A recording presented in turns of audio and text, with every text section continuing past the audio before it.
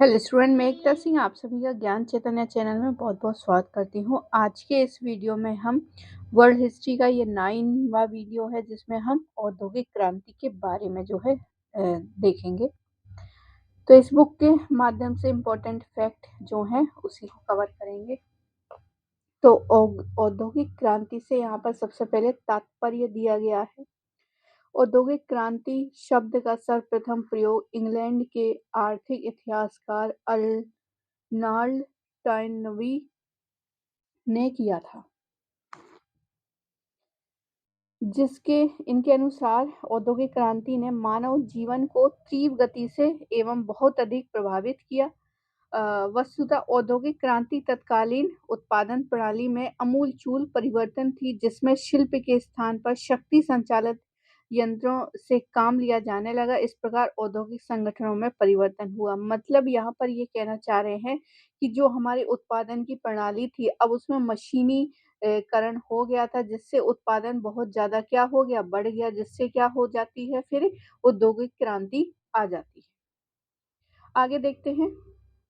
कुछ विद्वानों ने औद्योगिक क्षेत्र में हुए इस परिवर्तन के लिए क्रांति के स्थान पर विकास शब्द को माना है। तो कोई कहता है क्रांति, कोई कहता है विकास। अर्नाल्ड टाइनबी ने अपनी पुस्तक लेक्चर ऑन इंडस्ट्रियल रिवॉल्यूशन में स्पष्ट करते हुए लिखा कि औद्योगिक क्रांति कोई आकस्मिक घटना नहीं थी, वरन विकास की सतत प्रक्रिया थी। 18वीं सदी के उत्तरार्ध में और 19वीं सदी में ब्रिटिश उद्योगों को अनेक महत्वपूर्ण एवं व्यापक परिवर्तनों से गुजरना पड़ा। इन परिवर्तनों को समग्र रूप से औद्योगिक क्रांति कहा जाने लगा। वस्तुतः यह कोई आकस्मिक घटना नहीं थी, परंतु अपितु विकास की एक सतत प्रक्रिया रही है। 18वीं सदी के मध्य में हुई औद्योगिक क्रांति का यूरोपीय इतिहास में एक युग विभाजक महत्व था। सामान्य संदर्भों में औद्योगिक क्रांति को उद्योग के क्षेत्र में होने वाले तीव्र विकास के स्तर पर परिभाषित किया जाता है, परंतु वास्तव में ये सिर्फ उत्पादन के तीव्र विकास से संबंधित नहीं थी, वरन एक क्रांति थी। ये क्रांति का तात्पर्य है कि औद्योगिक क्रांति अपने उद्भव, विकास एवं प्रभाव 3 स्तरों पर विविध आयामी और दूरगामी थी। ये सिर्फ आर्थिक परिघटना पर नहीं, वरन सामाजिक, राजनीतिक और सांस्कृतिक संदर्भों से जुड़ी हुई है। मतलब यहाँ पर ये जो क्रांति है, औद्योगिक क्रांति, ये सिर्फ उत्पादन से ही नहीं जुड़ी है, बाकी चीज़ें भी तो चेंज हुई होंगी, तभी तो उत्पादन को क्या मिला, सपोर्ट मिला। तो वही है कि सामाजिक, राजनीतिक और सांस्कृतिक संदर्भों से ये क्या है, जुड़ा हुआ है। पृष्ठभूमि देखते हैं।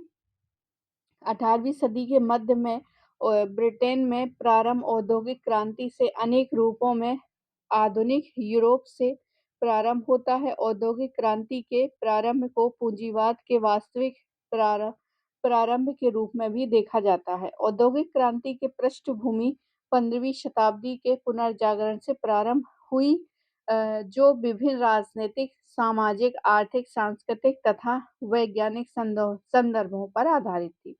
राजनीतिक संदर्भों में सामंतवाद का पतन हुआ और राजा के पास सर्वोच्च शक्ति के विकास के रूप में राष्ट्र राज्यों का विकास होता है। ब्रिटेन राष्ट्र राज्य के विकास का आदर्श उदाहरण प्रस्तुत करता है। इन राष्ट्र राज्यों ने अर्थव्यवस्था के विकास में सकारात्मक भूमिका निभाई थी। सामाजिक संदर्भों में विभिन्न सामाजिक परिवर्तनों से मध्यम वर्ग विकसित हो रहा था तथा इस मध्यम वर्ग का प्रमुख अंग जो है व्यवसायी वर्ग था।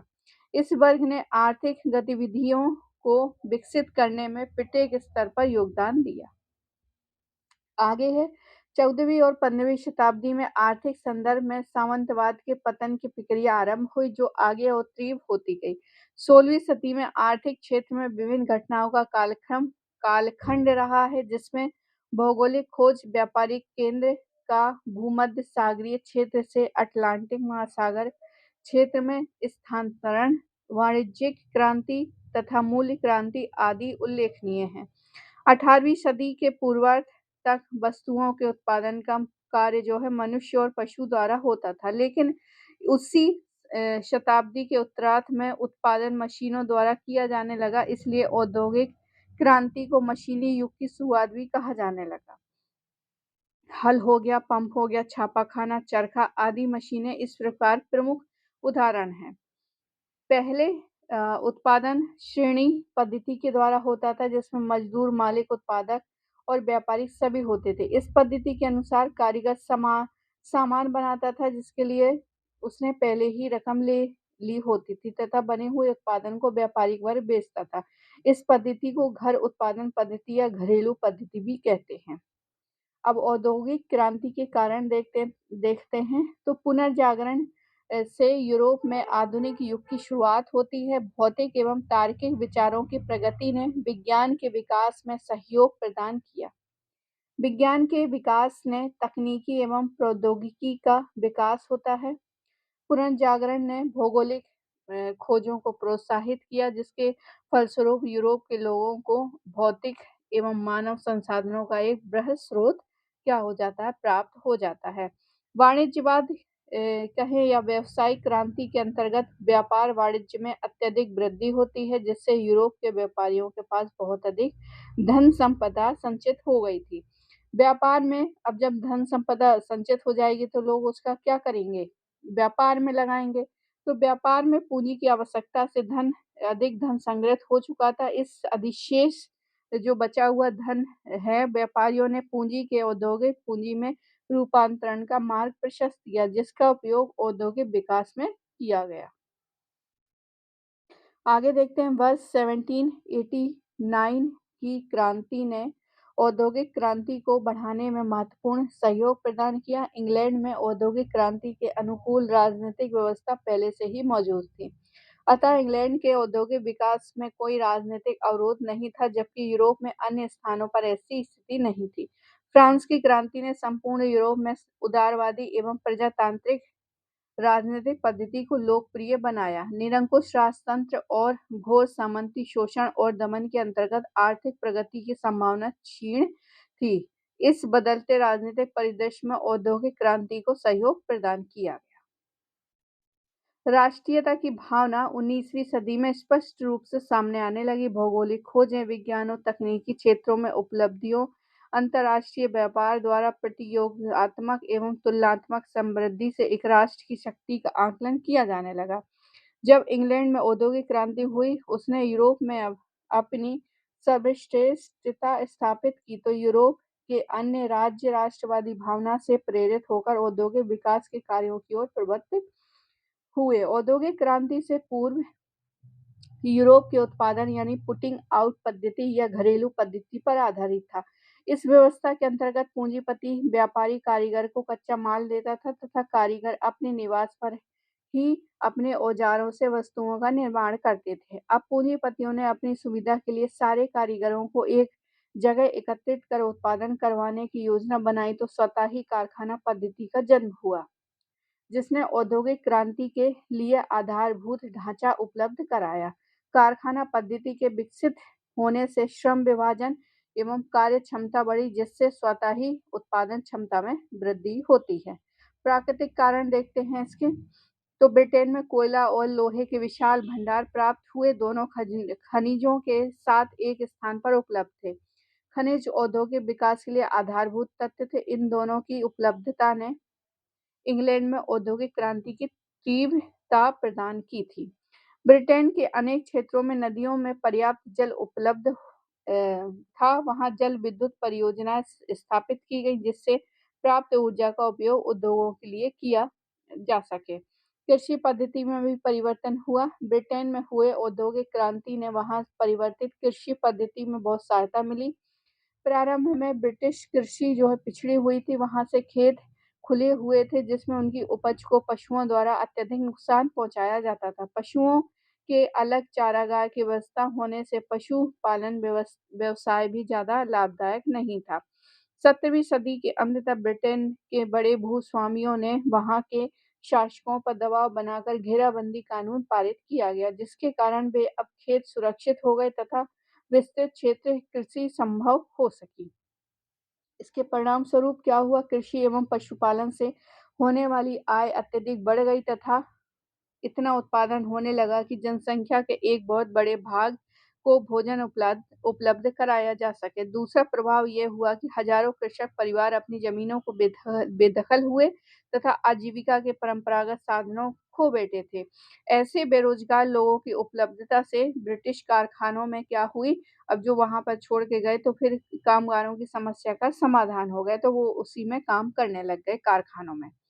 जनसंख्या में वृद्धि हो जाती है, जब खान-पीने का अच्छी व्यवस्था हो जाती है, तो जनसंख्या बढ़ जाती है। तो इसी तरह यहाँ पर भी 18वीं-19वीं सदी में चिकित्सा पद्धति और गरीबों के जीवन स्तर में सुधार के कारण जनसंख्या में वृद्धि होती है। जनसंख्या में यह वृद्धि उस समय हुई जब उत्पादित वस्तुओं की संख्या में भी वृद्धि हो रही थी।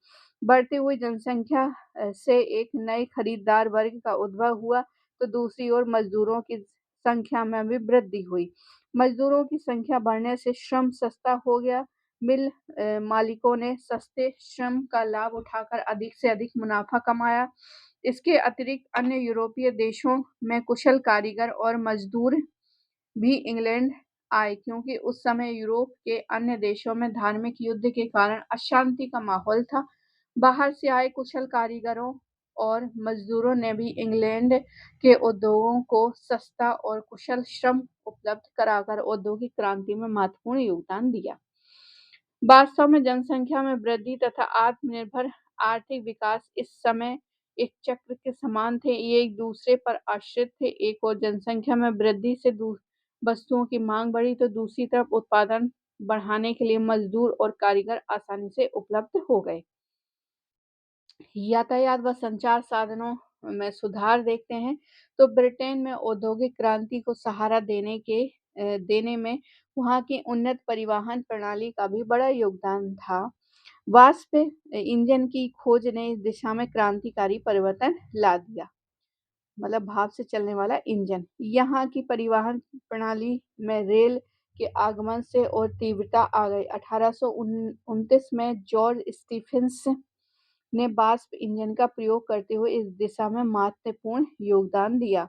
स्कॉटलैंड निवासी मैकडम ने सड़क निर्माण का नया तरीका खोजा, जिसके प्रयोग करते हुए सड़क को भारी वाहनों को जो है आने ले जाना आवागमन के अनुकूल बना दिया। तो याद रखिए मैकडम जो है स्कॉटलैंड के निवासी थे, उन्होंने सड़क निर्माण का तरीका खोजा था।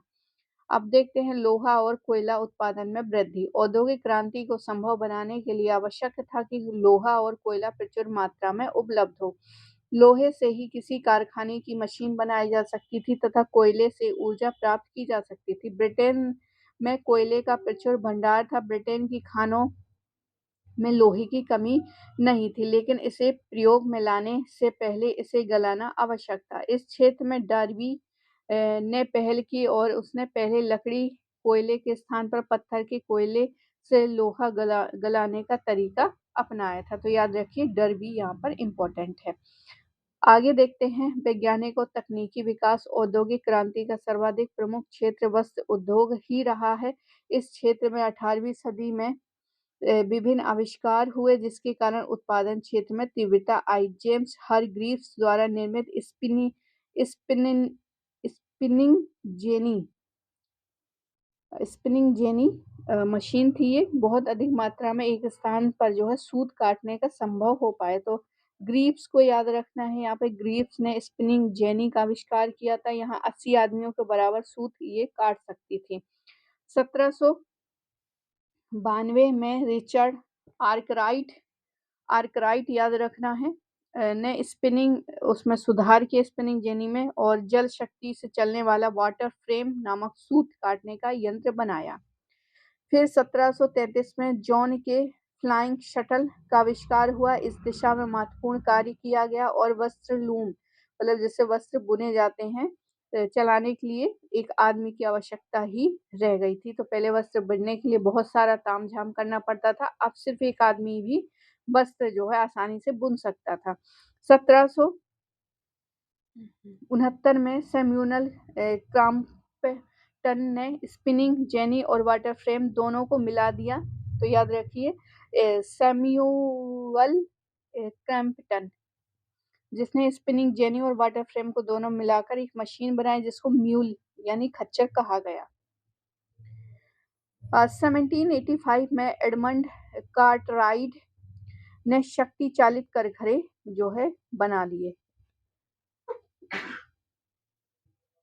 तो इससे क्या हुआ, जो वस्त्र है अब बहुत स्पीड से बनने लग गए।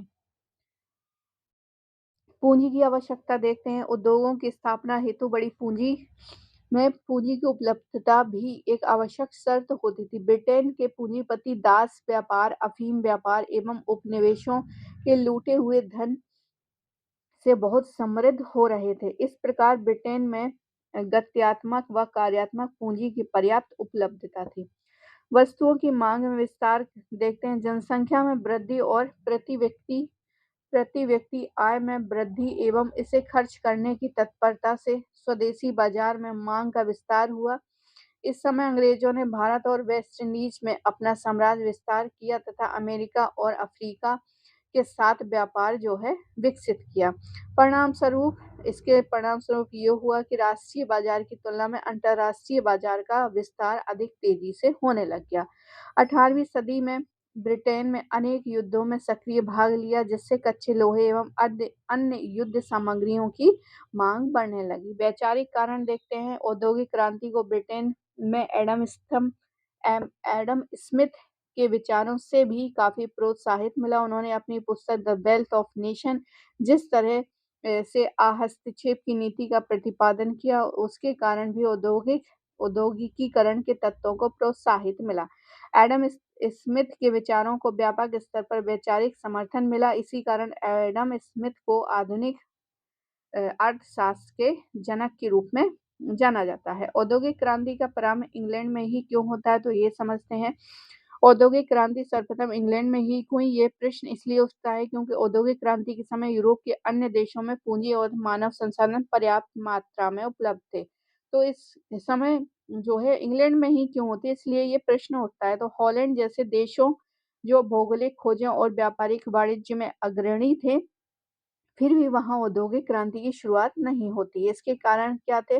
अनुकूल राजनीतिक वातावरण। तो राजनीतिक वातावरण भी इम्पोर्टेंट है। यूरोप के अन्य देशों की तुलना में इंग्लैंड की राजनीतिक वातावरण औद्योगिक क्रांति में अनुकूल था। ब्रिटेन में राजनीतिक उथल-पुथल के स्थान पर राजनीतिक स्थायित्व था। 1688 की शानदार क्रांति यानी ग्लोरियस रिवॉल्यूशन के बाद जो है ब्रिटेन में संसदीय प्रजातंत्र मजबूती के साथ स्थापित हुआ था। तो कभी-कभी 1688 की क्रांति का नाम भी पूछते हैं, तो शानदार क्रांति कहें ग्लोरियस रिवॉल्यूशन कहते हैं, जिसमें इसके बाद जो है संसदीय प्रजातंत्र मजबूती के साथ स्थापित होता है। भौगोलिक स्थिति देखते हैं तो इंग्लैंड की अनुकूल भौगोलिक अवस्थिति जो है औद्योगिक क्रांति में सहायक सिद्ध होती है।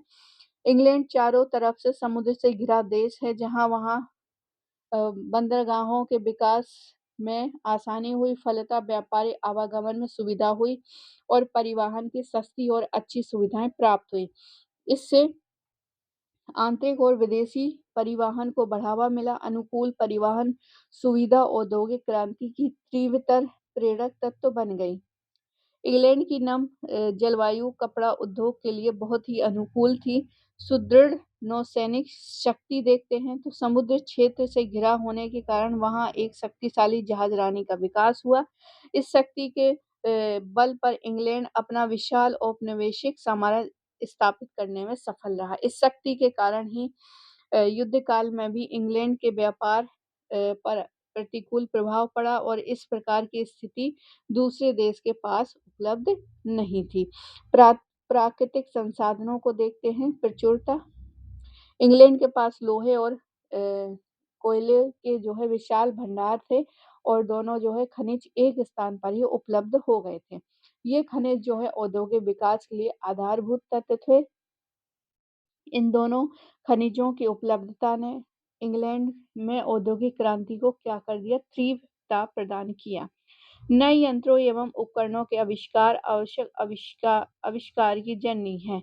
इस सिद्धांत के अनुसार मानव श्रम के महत्तम उपयोग के लिए यंत्रों की खोज हुई। कृषि, परिवहन, लौह शक्ति और संचार के क्षेत्र में नए नए यंत्रों के आविष्कार हुए, जिन्होंने औद्योगिक क्रांति को एक नया आयाम दिया। कृषि क्रांति देखते हैं। इंग्लैंड में औद्योगिक क्रांति से पूर्व 16वीं और 17वीं सदी में कृषि क्षेत्र में व्यापक तकनीकी परिवर्तन हुए थे। इसके अंतर्गत बड़े-बड़े फर्म स्थापित हुए और नवीन कृषि यंत्रों एवं विधियों का उपयोग हुआ। परिणामतः कृषि से भूस्वामियों को अत्यधिक लाभ मिला और अधिशेष पूँजी का संचय हुआ, जिसका निवेश जो है औद्योगिक क्षेत्र में किया गया। जनसंख्या वृद्धि देखते हैं। वर्ष 1740 के दशक में ब्रिटेन की जनसंख्या में तीव्र वृद्धि होती है। इस वृद्धि से वस्तुओं की मांग और कीमतें बढ़ती हैं और इससे ब्रिटिश अ, उत्पादकों को उत्पादन बढ़ाने व अन्य प्रकार के सुधार करने की प्रेरणा मिलती है। यह जनसंख्या को यूरोप के अन्य क्षेत्रों में भी बढ़ रही थी, लेकिन इसके कारण इंग्लैंड में ही औद्योगिकीकरण को प्रोत्साहित मिला था। इंग्लैंड का औपनिवेशिक विस्तार देखते हैं। तो इंग्लैंड का एक बहुत बड़ा औपनिवेशिक साम्राज्य था। विस्तृत औपनिवेशिक साम्राज्य के कारण इंग्लैंड को कच्चे माल के सुरक्षित एवं अबाधित स्रोत प्राप्त हुए। पूंजी की उपलब्धता देखते हैं। औद्योगिक विकास के लिए पर्याप्त पूंजी की उपलब्धता आवश्यक शर्त होती थी। व्यावसायिक क्रांति का अधिकतम लाभ लेने वालों में इंग्लैंड अग्रणी था। भारत, अमेरिका जैसे उपनिवेशों के माध्यम से इंग्लैंड में अत्यधिक धन का संचार हुआ। व्यापारिक बैंकों ने भी इंग्लैंड में उद्योगों के लिए पूंजी उपलब्ध कराने में महत्वपूर्ण भूमिका निभाई थी। वैज्ञानिक प्रगति एवं नए आविष्कार ब्रिटेन में वैज्ञानिक वातावरण अन्य देशों से अधिक उपयुक्त था। भिन्न-भिन्न देशों में उत्पन्न हुए वैज्ञानिक विचारों का सर्वप्रथम प्रयोग इंग्लैंड ने किया। फलतः इंग्लैंड जो है औद्योगिक क्रांति का नेता बन गया। वस्त्र उद्योग देखते हैं। 1733 में जॉन के नामक एक अंग्रेज ने फ्लाइंग शटल नामक कपड़ा बुनने की मशीन का आविष्कार किया और जिससे वस्त्र उद्योग में क्रांति सी आ जाती है। इस यंत्र के कारण कपड़ा बुनने का कार्य तेजी से होने लगा। इस मशीन के आविष्कार में सूत की मांग में वृद्धि की गई। इस आवश्यकता की पूर्ति के लिए 1764 में जेम्स हारग्रीव्स ने स्पिनिंग जेनी नामक ऐसे चरखे का आविष्कार किया। 1769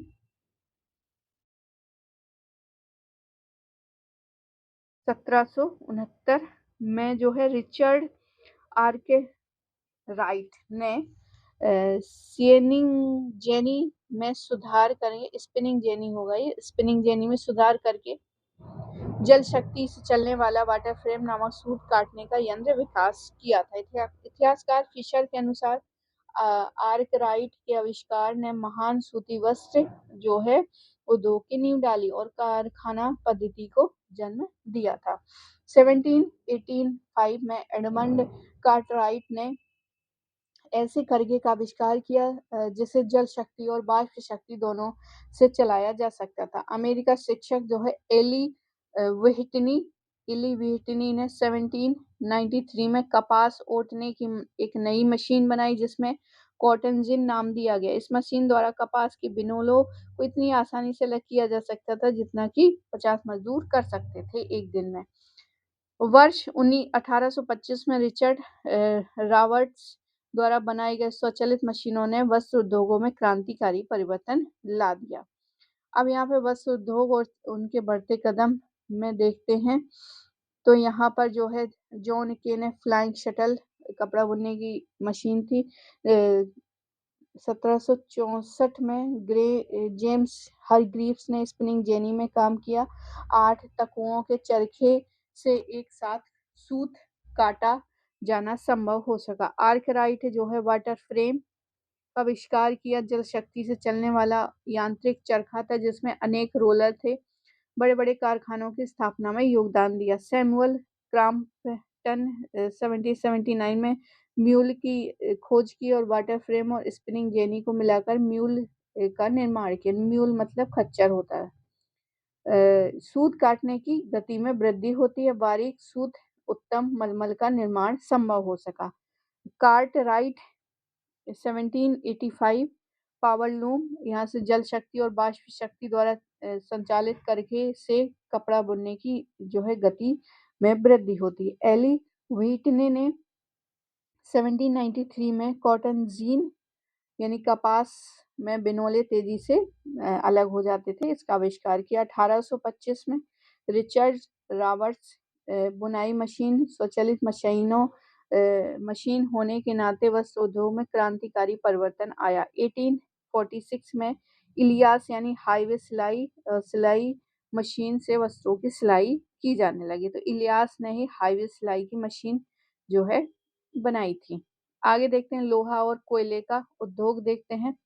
तो मशीन और यंत्रों के निर्माण में लोहा एवं इस्पात की भूमिका बहुत महत्वपूर्ण होती है, अतः इस क्षेत्र में नए आविष्कारों और तकनीकी विकास ने औद्योगिक क्रांति को तीव्र कर दिया था। स्टील के उत्पादन हेतु वेलन यानी रोलिंग मशीन का आविष्कार हुआ। लोहा बनाने के लिए पत्थर के कोयले का उत्पादन बढ़ाना आवश्यक था।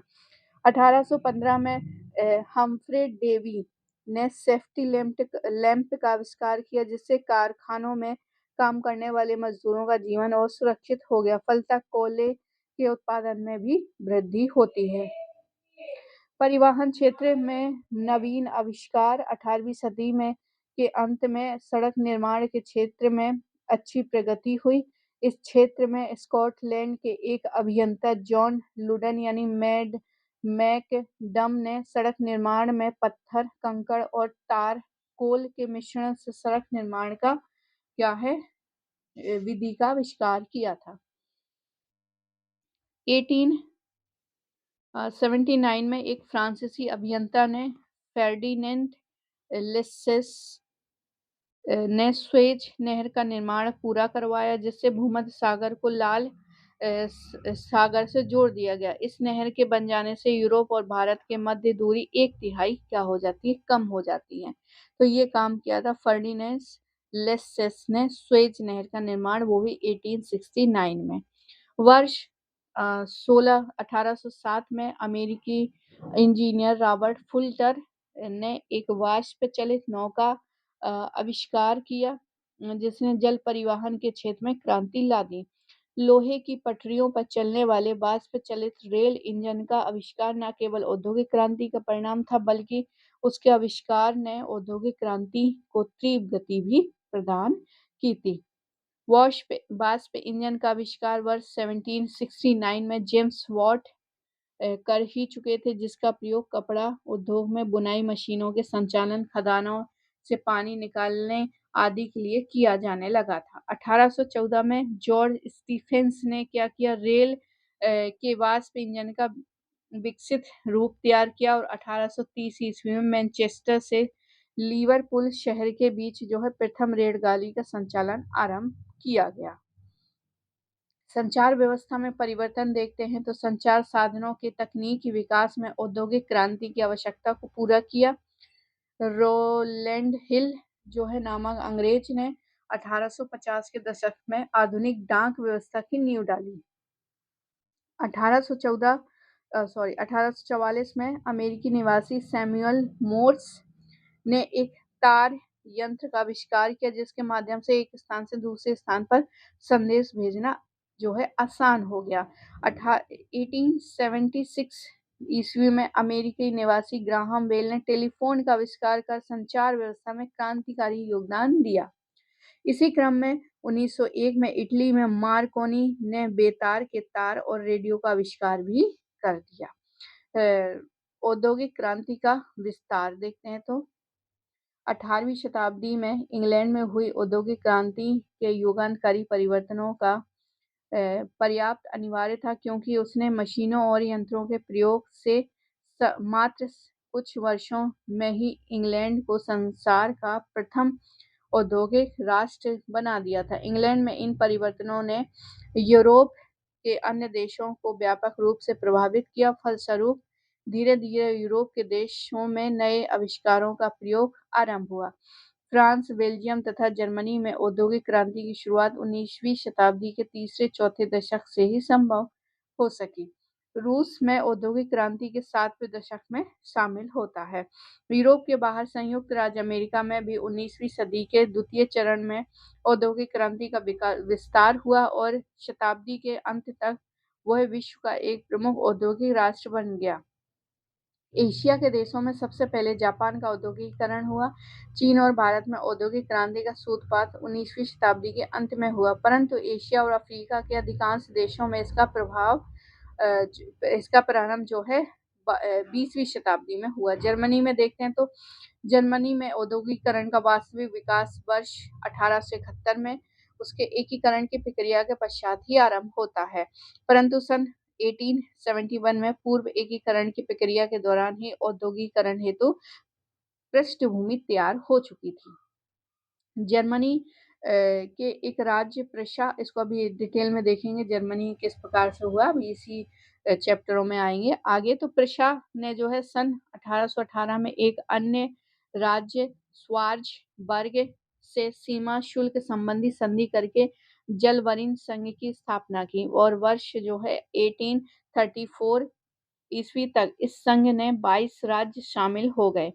जोलवरिन की स्थापना और विस्तार से जर्मनी में औद्योगिकीकरण का मार्ग प्रशस्त हुआ। जर्मनी का महत्वपूर्ण राज्य जो है प्रशा का रूर क्षेत्र लोहे और कोयले जैसे खनिजों की दृष्टि से अत्यधिक संपन्न था। इन खनिजों से उद्योगों के विकास को बढ़ावा मिलता है। परिणामतः प्रशा, सैक्सोनी, साइलेशिया आदि विभिन्न जर्मन राज्यों के नए उद्योगों की स्थापना होती है। जर्मनी में औद्योगिक क्रांति का प्रसार फ्रांस के बाद होता है। इसके अनेक कारण थे। जर्मनी अनेक छोटी-छोटी रियासतों में बटा हुआ था और जब तक एकीकरण नहीं होगा तो यह संभव नहीं होगा। तो जर्मनी के पास जहाज और बाजार का अभाव था और यातायात की दशा भी अच्छी नहीं थी। संचार व्यवस्था बहुत कम विकसित थी। वहाँ ऐसा कोई पूंजीपति वर्ग नहीं था जो उद्योगों में अपना धन लगा सके, जैसे कि ब्रिटेन में मौजूद था। उद्योगों में श्रेणी व्यवस्था का प्रभाव था, किंतु धीरे-धीरे स्थिति में परिवर्तन हुआ और 1845 ईस्वी के लगभग जर्मनी में औद्योगिक क्रांति की शुरुआत होती है।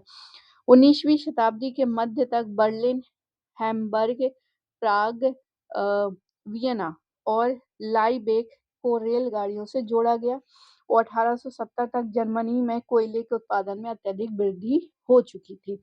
इसी बीच जर्मनी के प्रमुख शहरों में अनेक सूती वस्त्र मिलें स्थापित होती हैं और 1830 के बाद नई परिवहन व्यवस्था में सुधार किया गया।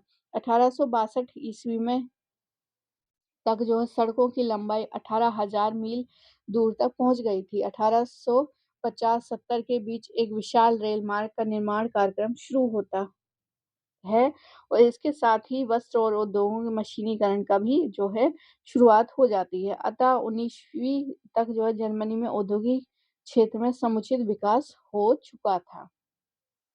इस प्रकार जर्मनी में औद्योगिक विकास जर्मनी के एकीकरण के पूर्व ही प्रारंभ हो गया था।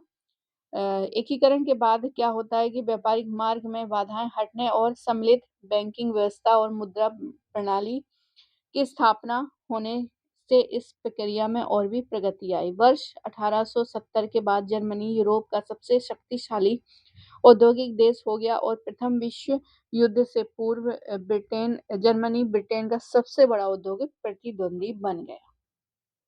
जर्मनी के लोगों ने कृषि को उन्नत करने में, रासायनिक और इस्पात उद्योग में विज्ञान को उपयोग करने में सभी को पीछे छोड़ दिया। 19वीं ईस्वी तक जर्मनी में रंगों के उत्पादन में विश्व में 90% बाजार पर अधिकार कर लिया। कृत्रिम रंग उद्योग के प्रभाव से औषधियों, फोटोग्राफी की सामग्री, प्लास्टिक, कृत्रिम रेशे तथा नए किस्म के विस्फोटकों आदि के उद्योगों की स्थापना होने लगी। सल्फ्यूरिक एसिड H2SO4 का निर्माण भी ऐसे ही एक उदाहरण था। अमेरिका देखते हैं तो 18वीं शताब्दी के मध्य तक अमेरिका में कृषि, शिल्प और वाणिज्य का इतना विकास हो चुका था कि वहां प्रगतिशील दृष्टिकोण वाला मध्यम वर्ग मजबूती से उभरकर सामने आया, जिसका राजनीतिक दृष्टिकोण उदारवादी था। अमेरिका में प्रबोधन में बौद्धिक धारा के समान ही धार्मिक स्तर पर प्यूरिटन और मेथोडिस्ट का प्रभाव पड़ा था। वर्ष 1776 के पूर्व अमेरिका जो है ब्रिटेन का ही उपनिवेशवाद था। 1776 में अमेरिका को स्वतंत्रता मिली, पर क्षेत्रीय असमानताओं के कारण राजनीतिक, सामाजिक और आर्थिक गतिरोध चलता रहा। अमेरिका में उद्योगों का समुचित विकास नहीं हो पाया और इन क्षेत्रीय असमानताओं के कारण 1861 से लेकर 1865 तक जो है अमेरिका के उत्तरी और दक्षिणी क्षेत्रों में गृह युद्ध होते होते रहे। इस गृह युद्ध की समाप्ति से ही अमेरिका वास्तव में एक राष्ट्र के रूप में स्थापित हो सका था, क्योंकि अब उत्तर और दक्षिण की असमानताओं की समाप्ति हुई और अमेरिका औद्योगिकीकरण के मार्ग पर निर्बाध रूप से आगे बढ़ सका। संयुक्त राज्य अमेरिका ने स्वतंत्रता के पश्चात चरणबद्ध तरीके से अपना औद्योगिक विकास किया और अमेरिका के इतिहास की सबसे बड़ी विशेषता ही यही है कि उन्होंने विभिन्न क्षेत्रों के विकास को ऊपर से नहीं ओढ़ा, अपितु वहां का विकास संभवतः स्वतः ही स्फूर्त था। गृह युद्ध जो कि 1861 से 1865 तक से पूर्व अमेरिका एक जो है औद्योगिक राष्ट्र बन चुका था और 20वीं शताब्दी के प्रारंभिक वर्षों में अन्य देशों की तुलना में इसका राष्ट्रीय उत्पादन सबसे अधिक हो गया था, परंतु 19वीं शताब्दी के प्रारंभिक वर्षों में देश में अत्यधिक कम मात्रा में माल तैयार होता था। प्रारंभ में अमेरिका को अपने औद्योगिकीकरण में अनेक कठिनाइयों का सामना करना पड़ा। पूंजी का अभाव, दक्ष व कुशल श्रमिकों की कमी, यातायात के अविकसित साधन और मशीनों से संबंधित ज्ञान का अभाव आदि औद्योगिकीकरण के मार्ग में प्रमुख बाधाएं थीं। कालांतर में हुई जनसंख्या की वृद्धि ने श्रमिकों की कमी को समाप्त कर दिया। प्राकृतिक साधनों की बहुलता, राजनीतिक स्वायत्तता, सरकार का संरक्षण और साहसी लोगों के प्रयासों ने विभिन्न कठिनाइयों का समाधान खोज लिया। फलस्वरूप अमेरिकी तीव्र गति से जो है आर्थिक प्रगति की ओर अग्रसर होने लगे। इस काल में सड़कों, पुलों और रेलवे लाइनों का विस्तार किया गया। जहाज निर्माण और नौ परिवहन के क्षेत्र में हुई प्रगति ने देश विदेशी व्यापार को प्रोत्साहित किया और नए यंत्रों के आविष्कारों ने कृषि व उद्योग के स्वरूप को परिवर्तन कर दिया। कृषि देखते हैं। कृषि में हुई उन्नति ने अमेरिका को एक सुदृढ़ आधार प्रदान किया।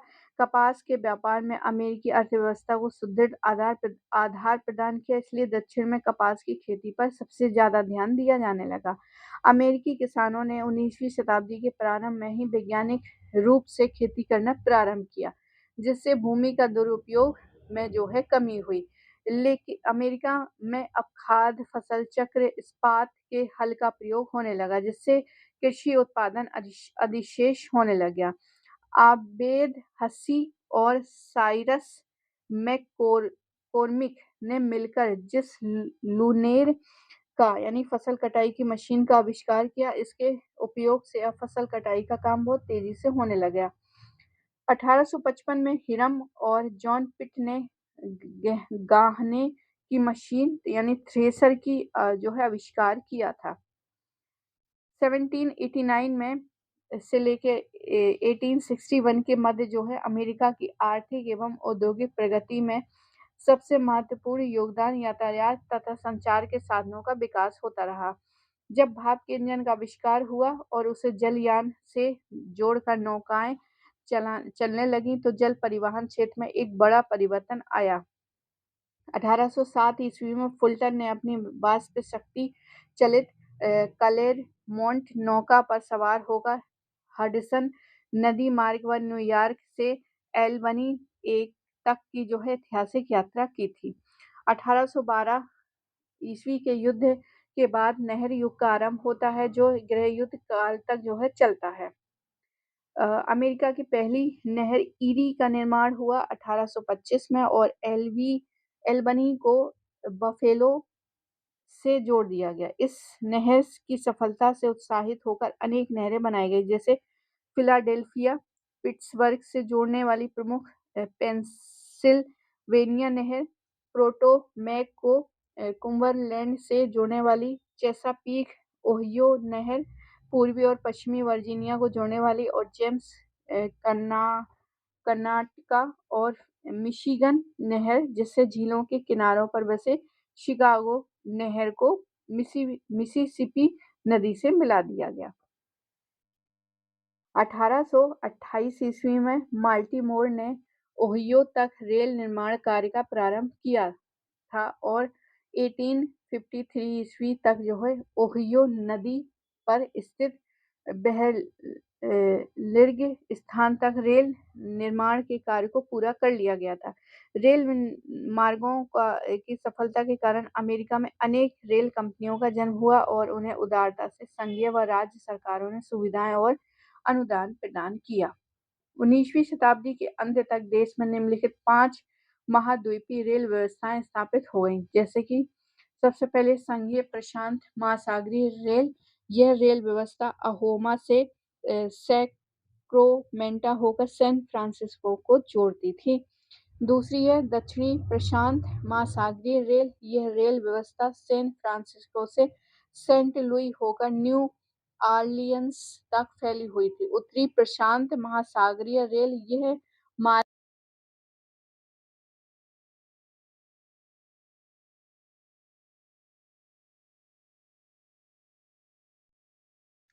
तो हम यहाँ बात कर रहे थे कि रेल व्यवस्थाएं स्थापित हो गई थी, तो 5 तरह की रेल व्यवस्थाएं थी।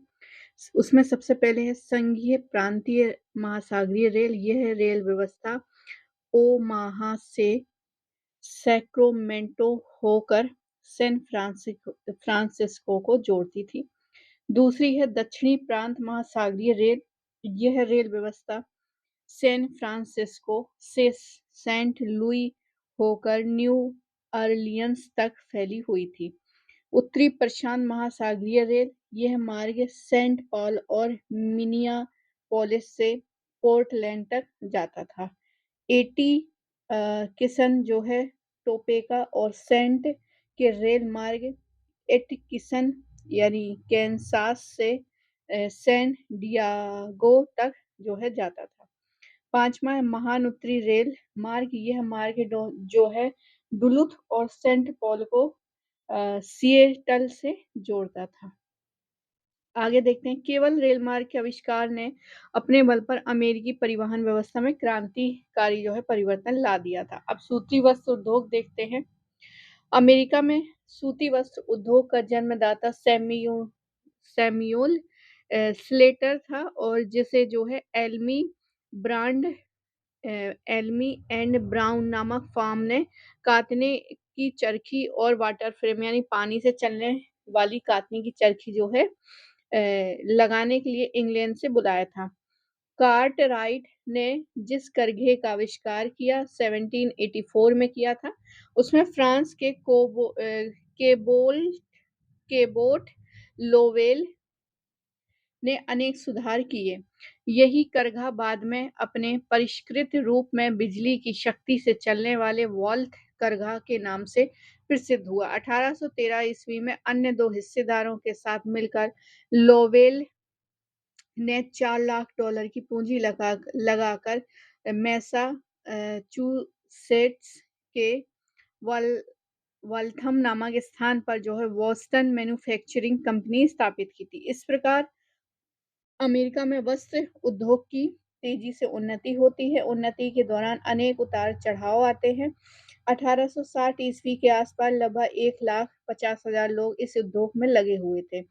इसमें जिस कच्चे माल का प्रयोग हो रहा था उसमें ही 5 करोड़ 50 लाख की पूंजी लगी हुई थी। अमेरिका के विनिर्माण उद्योगों में वस्त्र उद्योग सबसे बड़ा उद्योग था और काम करने वाले लोगों की संख्या के आधार पर उसका स्थान था। वर्ष 1833 में फेडरिक नाम के व्यक्ति ने लौह अयस्क को पिघलाकर लोहे को अलग करने की एक नई विधि निकाली। बाद में विलियम केली नाम के व्यक्ति ने इस्पात निर्माण की एक नई विधि का आविष्कार किया। इन आविष्कारों के परिणाम स्वरूप केंद्रीय व दक्षिण पेंसिल्वेनिया में लौह व इस्पात उद्योग का विकास हुआ, क्योंकि इस क्षेत्र में लौह व कोक पक्का कोयला दोनों ही उपलब्ध थे। लौह उद्योग के विकास ने औद्योगिकीकरण को विशेष महत्व दिया, विशेषकर की फैक्ट्रियां स्थापित की गई। इस संबंध में बंदूकें और दूसरे शस्त्रों के निर्माण जो है उल्लेखनीय। बंदूकों व अन्य शस्त्र जैसे पिस्तौल, रिवॉल्वर आदि का भी उत्पादन बड़े पैमाने पर किया जाने लगा। फ्रांस की बात करें तो फ्रांस में पूंजी का निर्माण बृहत स्तर पर नहीं हुआ था, जिसके पास अधिक उपनिवेश नहीं थे। नेपोलियन के पतन का मुख्य कारण यही था कि फ्रांस का औद्योगिकीकरण इंग्लैंड के समान नहीं हो पाता था। फ्रांस का औद्योगिकीकरण 1830 ईस्वी की क्रांति के पश्चात ही शुरू हुआ। जापान की बात करें तो जापान की औद्योगिक क्रांति की धारा भी राष्ट्रवाद की चेतना से पोषित होकर राज्य के संरक्षण के माध्यम से ही आगे बढ़ी। वर्ष 1868 में मेइजी वंश की पुनर्स्थापना से जापान में आधुनिकीकरण के रूप में औद्योगिकीकरण की प्रक्रिया प्रारंभ होती है, जिसके प्रभाव से आगे चलकर जापान एक शक्तिशाली राष्ट्र के रूप में उभरा। 1870 ईस्वी में उद्योग मंत्रालय की स्थापना हुई, जिसके माध्यम से स्थानीय एवं राष्ट्रीय स्तर पर विभिन्न उद्योगों के बीच जो है एकीकृत प्रणाली स्थापित हो गई। इससे औद्योगिक विकास को बढ़ावा मिला। औद्योगिकीकरण को बल देने के लिए राज्य ने तकनीकी शिक्षा, बैंकिंग संस्थाओं के विकास और एकीकृत मुद्रा प्रणाली पर विशेष बल दिया गया। आगे देखते हैं, रूस को देखते हैं। रूस में औद्योगिकीकरण की वास्तविक शुरुआत 1917 की रूसी क्रांति से मानी जाती है। 1917 में रूसी क्रांति के बाद जब लेनिन की सरकार आई, तब नई आर्थिक नीति द्वारा उद्योगों का राष्ट्रीयकरण कर उसका विकास किया गया। यूरोप की बड़ी शक्तियों में रूस में औद्योगिक क्रांति का आगमन सबसे बाद में हुआ। यद्यपि उसके पास लोहे और कोयले के प्रचुर भंडार थे, किंतु मुद्रा प्रणाली और पूंजी का अभाव था। कृषि दासता आदि के कारण औद्योगिक विकास बहुत देर से हुआ। 19वीं शताब्दी के अंतिम चरण में इस स्थिति में परिवर्तन हुआ। रूस पर अन्य औद्योगिक देशों का प्रभाव पड़ा और वहां भी व्यावसायिक विकास आवश्यक समझा जाने लगा। इस समय 1861 ईस्वी तक कृषि दासों को मुक्त कर दिया गया। रूस का शासन भी उद्योग के विकास में रुचि लेने लगा। रूस की सरकार का औद्योगिकीकरण को बढ़ावा। सबसे पहले सरकार ने बॉन्ड निर्गम की गारंटी देकर विदेशी पूंजी का आगमन सरल बनाया। दूसरा है, सरकार ने देश के विभिन्न आर्थिक क्षेत्रों के बीच रेलों का व्यापक जाल बिछाया। सरकार ने रूस में कार्य हेतु विदेशी उद्यमियों की भर्ती में भी प्रयास किया। लेनिन के पश्चात स्टालिन के समय विभिन्न पंचवर्षीय योजनाओं के माध्यम से उद्योगों का विकास हुआ। उदाहरण के लिए प्रथम पंचवर्षीय योजना 1928 से लेकर 32 ईस्वी में भारी उद्योगों की स्थापना पर बल दिया गया। दूसरी और तीसरी पंचवर्षीय योजनाओं में भारी उद्योगों के साथ ही उपभोक्ता वस्तुओं पर भी बल दिया गया। इन नीतियों का भी प्रभाव था कि 1940 में रूस विश्व का सबसे बड़ा लौह इस्पात निर्माणकर्ता बन गया। अब औद्योगिक क्रांति के इफेक्ट यानी कि प्रभाव देखते हैं। तो औद्योगिक क्रांति आधुनिक विश्व इतिहास की सर्वाधिक महत्वपूर्ण घटना थी। फ्रांस की महान क्रांति ने जिस प्रकार मानव जीवन के प्रत्येक पहलू को प्रभावित किया, उसी प्रकार औद्योगिक क्रांति ने भी मानव समाज को विकास के नए पथ पर अग्रसर किया। औद्योगिक क्रांति इंग्लैंड में हुई थी, लेकिन उसने यूरोप ही नहीं बल्कि विश्व के सभी देशों को अपने प्रभाव क्षेत्रों से वंचित नहीं रहने दिया। औद्योगिक क्रांति ने मानव जीवन में आर्थिक, सामाजिक, राजनीतिक और वैचारिक क्षेत्रों को व्यापक रूप से प्रभावित किया था। अब आर्थिक प्रभाव देखते हैं। तो औद्योगिक क्रांति के दौरान हुए विभिन्न परिवर्तनों से उत्पादन की प्रक्रिया में तेजी आई। यह तेजी वस्तुओं की मात्रा के स्तर पर ही नहीं वरन विविधता के स्तर पर भी देखी जा सकती है। औद्योगिकीकरण के कारण अब उत्पादन की प्रक्रिया में परिवर्तन आया। घरेलू पद्धति या कुटीर उद्योग पद्धति की जगह अब कारखाना पद्धति की स्थापना हो जाती है और उसका विकास हुआ। कुटीर उद्योग या गृह उद्योगों के विनाश से जनसंख्या का एक बड़ा वर्ग जो है बेरोजगार हो गया। इस बेकारी से मजदूरों की दुर्दशा भी सामने आई। साथ ही जनसंख्या का स्थानांतरण ग्रामीण क्षेत्रों से शहरी क्षेत्रों की ओर जो है अग्रसर होने लगा। मांग और पूर्ति के संतुलन को बनाए रखने के लिए अंतर्राष्ट्रीय व्यापार की जिस प्रक्रिया के विकास को सुनिश्चित करने के लिए पहले गेट यानी general agreement on tariff and trade और बाद में डब्ल्यूटीओ यानी वर्ल्ड ट्रेड ऑर्गेनाइजेशन अंतर्राष्ट्रीय संगठन अस्तित्व में आए, जिसे भूमंडलीकरण को विशेष बल मिलता है। सही अर्थों में औद्योगिक क्रांति का प्रभाव युग सापेक्ष होकर विकसित हुआ और 19वीं सदी में औद्योगिक क्रांति के कारण ही जहां साम्राज्यवाद का विकास हो रहा था, वहीं आज की तिथि में यह भूमंडलीकरण का सबसे बड़ा जो है आधार बना। उत्पादन में साधारण वृद्धि देखते हैं तो इन औद्योगिक उत्पादकों को आंतरिक और विदेशी बाजारों में पहुंचाने के लिए व्यापारिक गतिविधियां तेज हुई, जिससे औद्योगिक देश समृद्ध होने लगे थे। इंग्लैंड की अर्थव्यवस्था उद्योग प्रधान हो गई।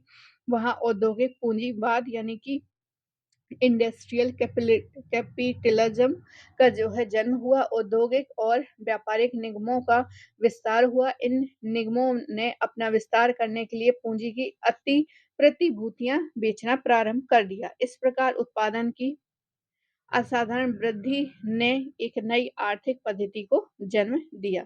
शहरीकरण देखते हैं, रोजगार की तलाश में लोग शहरों की ओर पलायन करने लगे, क्योंकि वहां बड़े बड़े उद्योग स्थापित हुए। रोजगार की संभावनाएं वहीं थी। स्वाभाविक तौर पर शहरीकरण की प्रक्रिया अत्यधिक तीव्र हो गई। नए शहर अधिकतर उन औद्योगिक केंद्रों के आसपास विकसित होने लगे जो लोहे, कोयले और पानी की व्यापक उपलब्धता वाले स्थानों के निकट थे।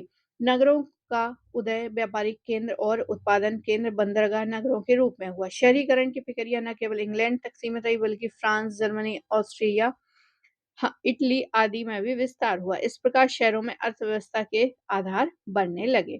आर्थिक संतुलन देखते हैं तो औद्योगिक क्रांति से आर्थिक असंतुलन राष्ट्रीय समस्या के रूप में सामने आया। विकसित और पिछड़े देशों के मध्य आर्थिक असमानता की खाई गहरी होती चली गई।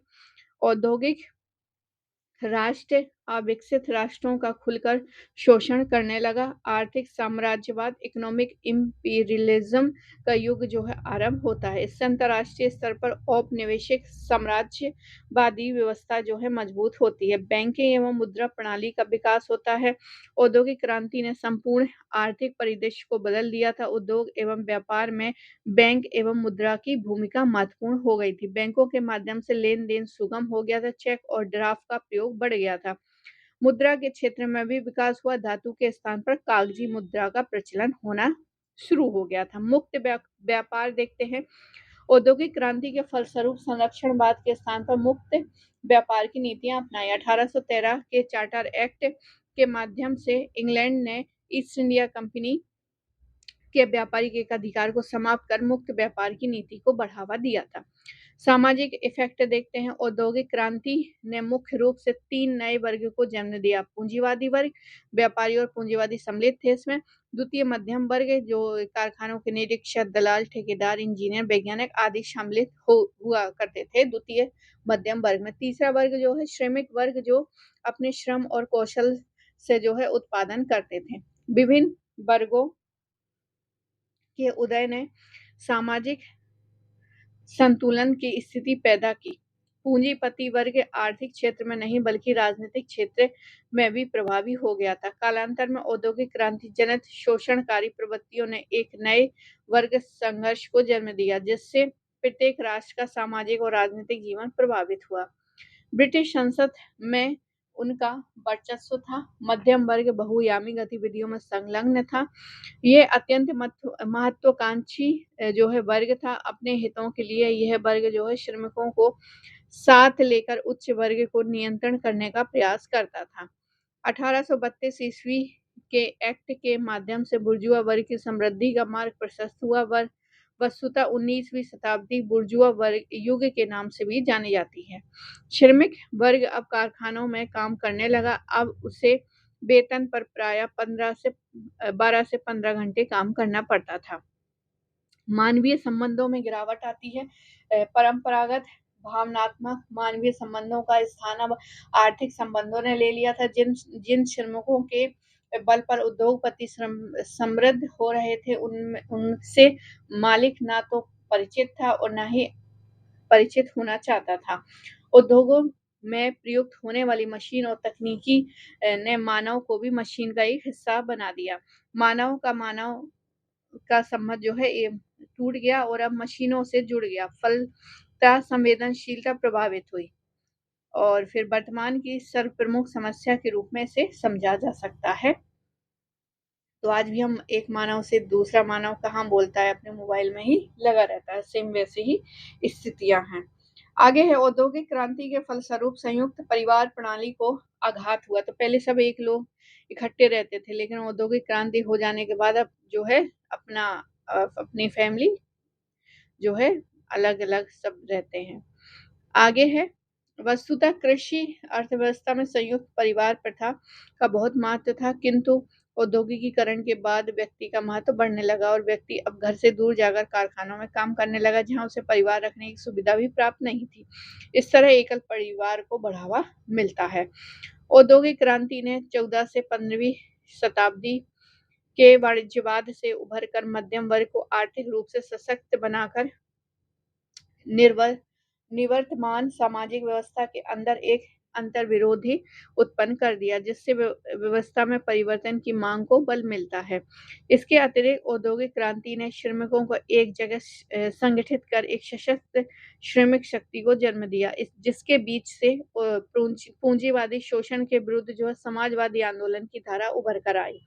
औद्योगिक क्रांति के परिवेश में जब समाज स्पष्ट रूप से दो स्तरों पर विभाजित हो गया, प्रथम पूंजीवाद या उद्योगपति या बुर्जुआ वर्ग और दूसरा मजदूर या सर्वहारा वर्ग। समाज की मूल इकाई परिवार के स्तर पर भी कुछ नए परिवर्तन हुए, विशेषकर उद्योगों के प्रभाव स्वरूप जो परिस्थितियां उत्पन्न हुई, उसमें संयुक्त परिवार प्रणाली जो है टूटने लगी थी। उसकी जगह जो है एकल परिवारों की स्थापना अधिक दिखाई देती है। चूंकि औद्योगिक प्रतिष्ठानों में बृहद स्तर पर श्रमिक कार्यरत थे, इसलिए वहां से अपने शोषण के विरुद्ध जो है संघर्ष करने के लिए उनके बीच श्रमिक संघों का भी विकास होता है। सामाजिक क्षेत्र में औद्योगिक क्रांति ने कुछ अतिरिक्त प्रभाव भी उत्पन्न किए, जैसे कि शहरीकरण एवं गांव से शहर की ओर पलायन। पलायन के पीछे मूल कारण जो है रोजगार की तलाश हुआ करता था। राजनीतिक इफेक्ट देखते हैं। औद्योगिक क्रांति के प्रभाव स्वरूप पहले से चले आ रहे औपनिवेशवाद एवं साम्राज्यवाद का विकास अब इसकी आवश्यकताओं के अनुरूप होने लगा, जिसके कारण 19वीं सदी में नव साम्राज्यवाद की अवधारणा विकसित होती नजर आती है। औद्योगिक क्रांति के प्रभाव से मजदूर एकजुट में भी वृद्धि होती है।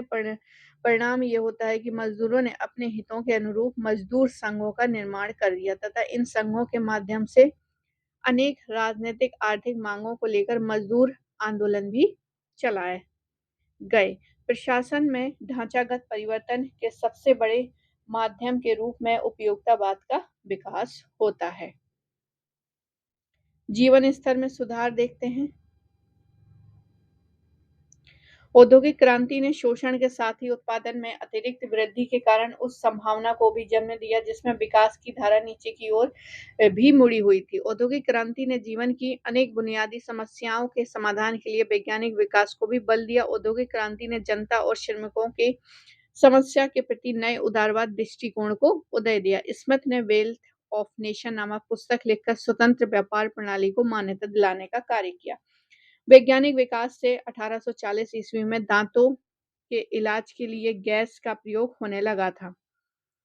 अंग विच्छेदन यानी रोगाणुरोधक के लिए क्लोरोफार्म का उपयोग होने लगा था और 1890 तक आते आते अनेक बीमारियां के कीटाणुओं का पता लगा लिया गया था। रोहिणी, प्लेग, तपेदिक और अत्र ज्वार जैसी बीमारियों का उपचार जो है खोज लिया था। लुई पाश्चर ने किण्वन की तकनीकी का विकास किया और इस प्रकार अनेक खोजों का जो है सामान्य प्रभाव ये निकलता है कि संक्रमण बीमारियों के कीटाणुओं का पता जो है लगा लिया गया था एवं काफी हद तक उन पर नियंत्रण भी पा लिया था। विद्युत के आविष्कार ने ठंडे स्थानों पर गर्म जलों की उपलब्धता से लोगों की बड़ी राहत दिलाई। यातायात के साधनों से जीवन अधिक सहज और गतिशील हो गया था। डायनामो के आविष्कारों से रात में यात्रा करना भी जो है आसान हो गया था और 20वीं सदी तक आते आते मोटर एवं वायुयान के विकास ने मनुष्य के पांवों में चक्र और भुजाओं में मानव पंख लगा दिए हों। इसी क्रम में भविष्य में टेलीफोन, मोबाइल, इंटरनेट ये सभी रखा जा सकता है। सांस्कृतिक देखते हैं अब। औद्योगिक क्रांति ने जिस मध्यम वर्ग और श्रमिक वर्ग को सशक्त बनाया, उनके बीच में उभरने वाले आंदोलनों ने अपने-अपने तरीकों से साहित्य, कला और मनोरंजन के साधनों का भी विकास किया। साहित्य एवं कला में व्यक्ति एवं उनकी उपलब्धियों को प्रमुख विषय के रूप में स्वीकार किया जाने लगा। चूँकि औद्योगिक क्रांति ने विश्व को आर्थिक रूप से एकीकृत कर दिया था और इस स्थिति में विश्व की विविध संस्कृतियाँ भी दूसरे के संपर्क में आती हैं। और विविध संस्कृतियों के टकराव के बीच जो है सांस्कृतिक सहचर्य और सौहार्द की धारणा का भी विकास होता है, जिससे धर्मनिरपेक्ष सामाजिक और राजनीतिक संस्थाएँ सुदृढ़ होती हैं। तो ये था हमारा औद्योगिक क्रांति जो कि इंग्लैंड से शुरू होती है। तो आई होप आपको ये वीडियो पसंद आया होगा। पसंद आया तो प्लीज़ लाइक करें, शेयर करें, सब्सक्राइब करें। मिलते हैं हम अगले वीडियो में। पूरा वीडियो देखने के लिए आप सभी का बहुत-बहुत धन्यवाद।